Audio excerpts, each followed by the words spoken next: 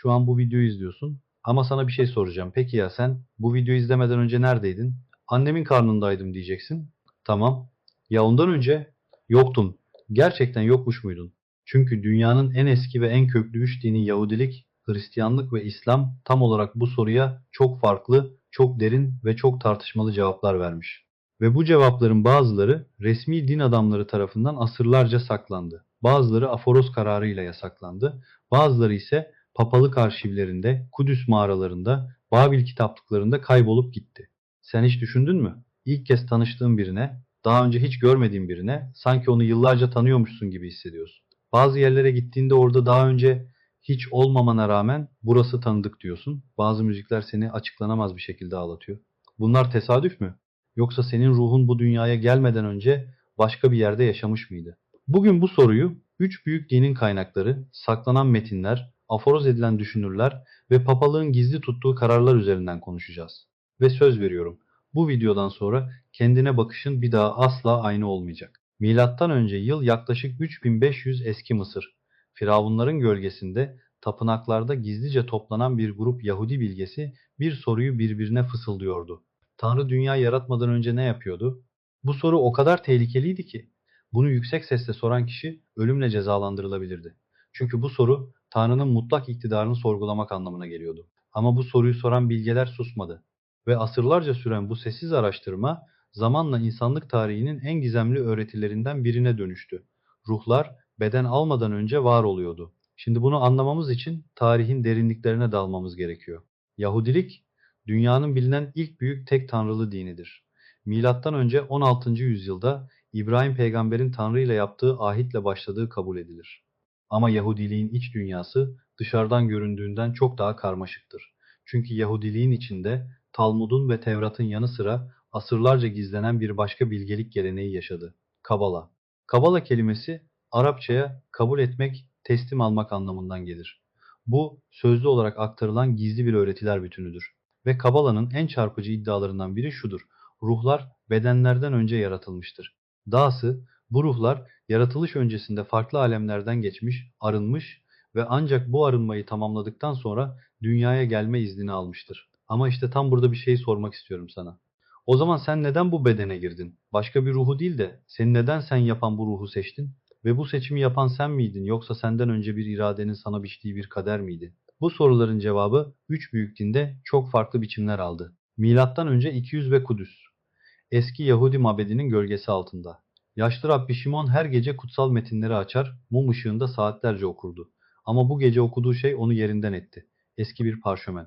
Üzerinde şunlar yazıyordu: her ruh dünyaya gelmeden önce Tanrı'nın huzurunda durur. Tanrı ona der ki, git dünyanın sınavından geç. Ve ruh sorar, ama Rabbi ben zaten buradaydım. Neden geri gönderiyorsun beni? Ve Tanrı cevap verir, çünkü sen henüz tam değilsin. Git tamamlan. Rabbi Şimon bu parşömeni sabaha kadar okudu. Şafak söküldüğünde ellerini yüzüne kapattı ve ağladı. Çünkü anlamıştı. Yaşadığı bu hayat tek hayat değildi. Ve bu dünya tek dünya değildi. Şimdi gelelim İslam'a. Ve bu noktada çok dikkatli olmanızı istiyorum. Çünkü söyleyeceklerim hem derin hem de tartışmalı. Kur'an-ı Kerim'in Araf suresinin 172. ayetinde şöyle buyrulur: hani Rabbin Ademoğullarının bellerinden zürriyetlerini almış ve onları kendileri hakkında şahit tutarak ben sizin Rabbiniz değil miyim demişti. Onlar da evet şahit olduk demişlerdi. Bu ayete verilen isim Kâlûbela, yani evet dediler. Ve bu ayette anlatılan şey şudur: dünya yaratılmadan önce var olacak olan tüm ruhlar bir araya toplandı. Allah onlara tek bir soru sordu: ben sizin Rabbiniz değil miyim? Ve tüm ruhlar hepsi istisnasız cevap verdi: evet. Şimdi dur bir dakika. Bu neyi anlatıyor biliyor musun? Sen bu dünyaya gelmeden önce bir sözleşme yaptın, bir tanıklık gerçekleştirdin.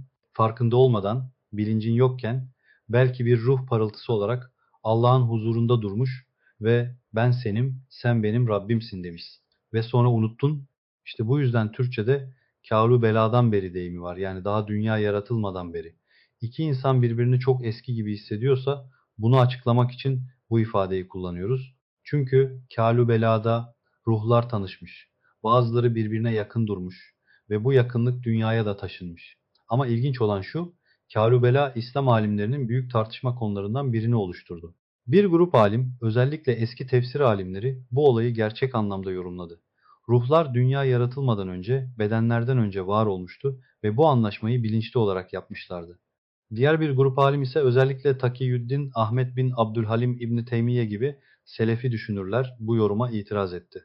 Onlara göre ayet sembolik bir anlatımdı. Ruhların bedenden önce ayrı ayrı var olması gerekmiyor, bu anlaşma her insanın yaratılışına yerleştirilen fıtrat aracılığıyla gerçekleşiyordu. Ve işte burada derin bir soru doğuyor. Eğer sen bu anlaşmayı özgür iradenle yaptıysan, o zaman dinin temeli iraden üzerine kurulu demektir. Ama eğer bu anlaşma sana dayatıldıysa, o zaman sorumluluğun nereye kadar uzanıyor? Bu soru İslam düşüncesini asırlarca meşgul etti ve hala kesin bir cevap yok. Şimdi gelelim belki de bu konunun en dramatik bölümüne, Hristiyanlık ve ruhların ön varoluşu meselesi. Milattan sonra 185 İskenderiye, dünyanın o dönemin en büyük kütüphanesi burada. Antik Yunan felsefesi, Mısır gizemciliği ve Yahudi mistisizmi burada birleşiyor. Ve bu karmaşık ortamdan dönemin en parlak Hristiyan düşünürü çıkıyor, Origen. Origen hem bir dahi hem de bir tartışma çığırından kasırgaydı. O, Hristiyanlık tarihi boyunca yazılan en kapsamlı ilahiyat eserlerini kaleme aldı. Ama aynı zamanda Hristiyan kilisesinin hiçbir zaman tam olarak affetmediği bir öğretiyi savundu. Ruhlar dünyaya gelmeden önce var olmuştu ve bu dünya hayatı ruhun arınma sürecinin bir parçasıydı. Origen'e göre Tanrı başlangıçta saf ruhsal varlıklar yarattı. Bu varlıklar özgür iradeleriyle Tanrı'ya yöneldiklerinde ya da Tanrı'dan uzaklaştıklarında farklı koşullarda cisimleştiler. Yani sen şu an bu bedende yaşıyorsun çünkü ruhun belirli bir seyir geçirdi ve bu seyir seni bu noktaya getirdi. Bu fikir döneminin Hristiyanları arasında büyük yankı uyandırdı. Çünkü insanın neden farklı koşullarda doğduğunu, neden bazılarının zengin, bazılarının yoksul dünyaya geldiğini açıklıyordu.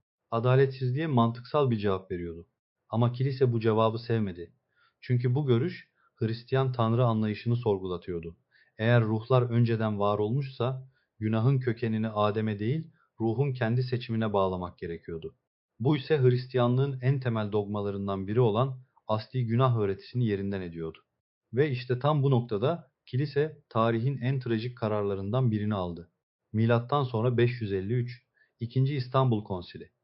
Papa Vigilius, o dönemin tüm Hristiyan önderlerinin toplandığı bu büyük meclise başkanlık ediyor. Ve bu mecliste alınan kararlar arasında şu madde yer alıyor. Ruhların bedenden önce var olduğunu savunan Origen'in öğretisi lanetlenmiştir. Origen'in yazdığı eserlerin büyük bölümü yakıldı. Düşüncelerini takip eden cemaatler dağıtıldı ve ruhların önceden var oluşu fikri ana akım Hristiyanlıktan resmen silindi. Ama silindi mi? Tam olarak silinmedi. Silinmemesinin olayını şöyle anlatayım size. Genç bir keşiş olan Marcellus, elinde bir mum titremesiyle kütüphanenin derinliklerinde dolaşıyordu. Bugün konsil kararı açıklanmıştı. Origen'in eserleri yasaklanmıştı. Ama Marcellus o eserlerden birini okumuştu ve içinde bir şey ona bu doğru diyordu. Elinde tuttuğu parşömen sayfasında şunlar yazıyordu. Ruh bir kuştur, kafese girmeyi seçer. Ve kafeste bulunduğu süre, kafesi kafes, özgürlüğü özgürlük olarak kavramak içindir. Kafes olmadan özgürlük kavranamaz. Marcellus saatlerce düşündü. Sonra parşömeni katladı, cübbesinin içine sakladı. Konsil ne derse desin, bu söz ona gerçek geliyordu. Ve gerçek yasaklanamaz, ertelenebilir, gömülebilir ama nihayetinde gün yüzüne çıkar. Şimdi tekrar Yahudiliğe dönelim ama bu sefer çok daha derine gidelim. Kabala'nın temel kaynaklarından biri 13. yüzyılda İspanya'da ortaya çıkan Zohar isimli eserdir. Aramiçe yazılmış bu muazzam metin ruhların yapısını, seyrini ve dünyaya geliş sürecini detaylıca ele alır. Zohar'a göre her ruh yaratılıştan önce 4 farklı alem üzerinden geçer. Atsilud, Tanrı'ya en yakın olan alem. Burada ruh saf tanrısal ışık olarak var olur. Beriyah, ruhun bilince kavuştuğu, kendi varlığının farkına vardığı alem. Yetzirah, meleklerin ve ruhsal varlıkların alanı. Ruh burada şekillenmeye başlar. Asyah, maddenin dünyası, bedenin alanı ve ruh buraya inerken ağır bir örtüye bürünür. Bu 4 alem aslında bir iniş sürecini temsil eder. Ruh, Tanrı'ya en yakın olduğu noktadan en uzak olduğu noktaya doğru bir yolculuk yapar ve bu yolculuğun amacı nedir? Zohar buna şöyle cevap verir. Tanrı'yı tanımak için Tanrı'dan uzaklaşmak gerekir. Işığı görmek için karanlıktan geçmek şarttır. Ve işte tam burada Kabala ile İslam arasında çarpıcı bir paralellik ortaya çıkıyor. İslam'ın Kalubela momentinde ruhlar Allah'ı tanıdılar ve evet dediler. Kabala'nın anlatısında ise ruhlar Tanrı'dan uzaklaşarak onu daha derinden tanımak için dünyaya iniyor.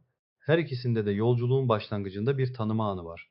Her ikisinde de bu dünya ruhun varış noktası değil, ruhun dönüşüm sahnesi. Şimdi eğer bir düşünürsek, eğer sen bu dünyaya gelmeden önce Tanrı'nın huzurundaydıysan ve onu biliyorduysan, o zaman neden bu kadar acı çekiyorsun?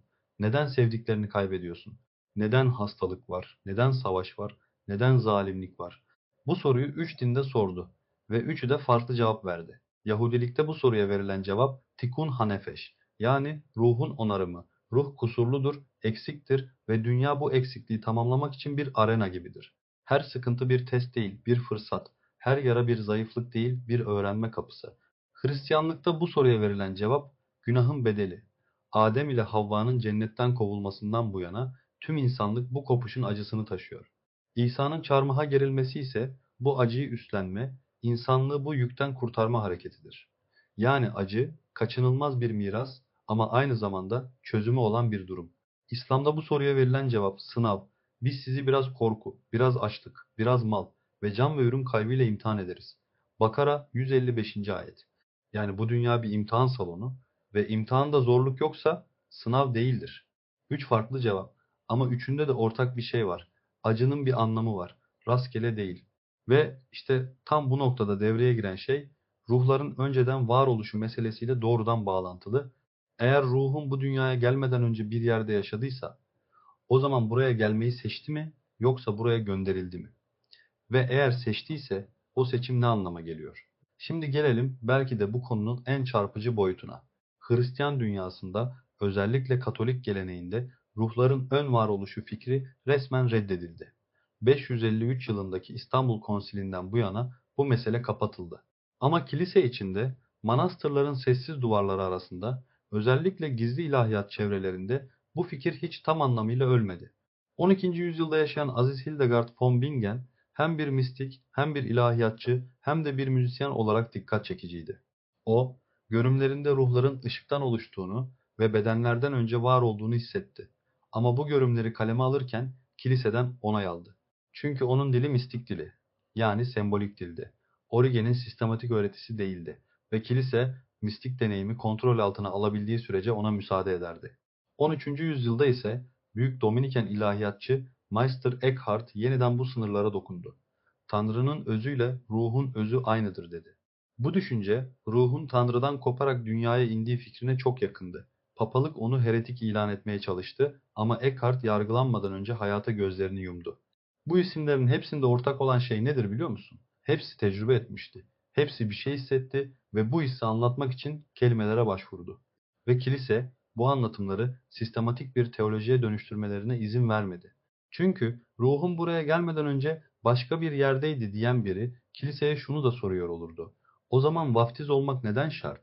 Ve bu soru kurumsal Hristiyanlığın temel taşlarından birini sarsıyordu. Şu an sana çok önemli bir şey söylüyorum. Dikkatle dinle. Yahudilik, Hristiyanlık ve İslam ruhların dünyaya geliş öncesi varoluşunu ele alırken üç temel soruyu hiçbir zaman tam olarak cevaplamadı. Birinci soru, ruh bedenden bağımsız olarak var olabiliyorsa ölümden sonra da bağımsız olarak var olabilir mi? Üç dinde ölümden sonra yaşama inanıyor. Ama bu yaşamın nasıl olduğuna dair detaylar hep muğlak kaldı. İkinci soru, eğer ruhun daha önceki bir varoluşu varsa bu varoluşta yaptığı seçimler bu hayattaki kaderini belirliyor mu? Bu soru özgür irade ile kader arasındaki gerilimi gün yüzüne çıkarıyor. Ve bu gerilim her üç dinin de tam olarak çözüme kavuşturamadığı bir çelişki. Üçüncü soru, Tanrı neden ruhları yarattı? Bu soruya verilen cevap, Tanrı'nın kendi varlığından bir şey eksiltmeksizin başkasına varlık bahşetme iradesini anlamamızı gerektiriyor. Ve bu iradeyi açıklamak için ne kadar çabalarsak çabalayalım, insanın sınırlı zihni ilahi motivasyonu tam olarak kavrayamıyor. Bu üç soruyu cevaplamak için yüzlerce yıl boyunca binlerce alim, mistik, ilahiyatçı mücadele etti ve hiçbirinin tam ve kesin bir cevabı yoktu.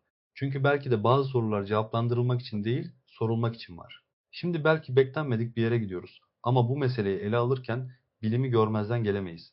Kuantum fiziği 20. yüzyılda insan zihnini zorlayan sonuçlar ortaya koydu. Kuantum mekanik anlayışa göre bir parçacık gözlenene kadar birden fazla olası konumda aynı anda var olabilir. Bu süperpozisyon kavramı varlığın katı bir şekilde tekil olmadığını gösteriyor. Daha da ilginç olan şu, Nobel ödüllü fizikçi Roger Penrose ve anestezist Stuart Hameroff'un orkestral objektif indirgeme teorisi, bilincin beyin nöronlarının içindeki mikrotübüllerde gerçekleşen kuantum süreçlerden kaynaklandığını öne sürüyor. Ve bu teoriye göre bilinç, beyin durduğunda da çevreye dağılabilir, tamamen yok olmaz. Bu tabii ki ruhun ön varoluşunun doğrudan kanıtı değil. Ama şunu gösteriyor. Bilincin tamamen maddi mi yoksa madde ötesi bir yanı olan bir şey mi olduğu sorusu artık sadece teolojinin değil, fiziğin de sorusudur. Ve bu noktada dinler ile bilim beklenmedik bir yerde birbirine değiyor. Vatikan'ın arşivlerine bir bakalım şimdi. Dünyada hala tam olarak gizliliği kaldırılmamış binlerce belgeden oluşan bu hazine, Hristiyanlık tarihinin pek çok sırrını barındırıyor. İkinci Vatikan Konsilinden itibaren kilise, tarihi tutumlarını gözden geçirme sürecine girdi. Galileo'nun mahkumiyeti 1992'de hatalı ilan edildi. Engizisyon dönemi için pişmanlık dile getirildi. 2000 yılında Papa Jean Paul indi, kilisenin tarihi hatalarını itiraf etti. Ama dikkat edin, bu itirafların hiçbirinde Origen'in öğretisi gündeme gelmedi. Ruhların ön varoluşu meselesi henüz kilise tarafından yeniden değerlendirme listesine alınmış değil. Neden? Çünkü bu fikri kabul etmek kiliseyi yapısal olarak dönüştürür. Eğer her ruh dünyaya gelmeden önce Tanrı'nın katında zaten biliniyorsa ve eğer bu ruh bilinçli bir seçimle bedene girdiyse, o zaman kurumsal bir kiliseye, vaftize, günah çıkarmaya ihtiyaç var mı? Bu soru kurumların varoluşsal korkusudur. Ama işte tam bu noktada bir şeyi hatırlatmak istiyorum. Bilginin siyasi ekonomisi her çağda var olmuştur. Kim neyi biliyor, kim neyi bilmemeli sorusu her uygarlıkta güç meselesiyle iç içe geçmiştir. Ve ruhların önceki varoluşu meselesi bu güç meselesinin en kadim örneklerinden biridir. Şimdi size bir şey söyleyeceğim. Bu kez kendinizinkini. Sen birini tanıdın, belki bir arkadaş, belki bir aşk, belki bir yabancı. Ama ilk gördüğünde için bir şey söyledi, bunu daha önce yaşadım. O an bütün bu videoda anlattığım her şeyin özeti. Yahudiliğin Kabala geleneğine göre bu his ruhların önceki yolculuklarının izi. Tasavvuf geleneğine göre bu his Kavlu Bela'nın bu dünyaya yansımasıdır. Origen'e göre ruhlar o eski birlikteliği hatırlar. Karanlıkta bile ışığı tanırlar. Ve papalık ve kilise kurumları ve resmi din otoriteleri bu hisleri açıklamak için bazen yetersiz kaldı. Çünkü bir kurum kurallar ve hiyerarşiler üzerine kurulur. Ama ruh daha eski bir dile konuşur. Kitaplardan ve konsillerden önce gelen bir dile. Bu dil ağlamak istediğinde neden ağladığını bilmemektir. Bu dil gün batımına bakarken içinde bir şeyin sıkışmasıdır. Bu dil müzik dinlerken vücudunun daha büyük bir şeyin parçası gibi hissetmesidir. Ve belki de bu hislerin hepsi birer mesajdır. Ruhunun sana fısıldadığı, hatırlattığı şeyler, sen buraya ilk kez gelmedin ve buradan son kez de gitmeyeceksin. Bu videoyu izlemek için bir seçim yaptın. Bu bir tesadüf mü? Yoksa bu soruların bir zamandan beri seni beklediği mi? Cevabı sen ver. Abone olup bildirimleri açmayı unutmayın. Bir sonraki videoda görüşmek üzere. Kendinize iyi bakın ve hoşça kalın.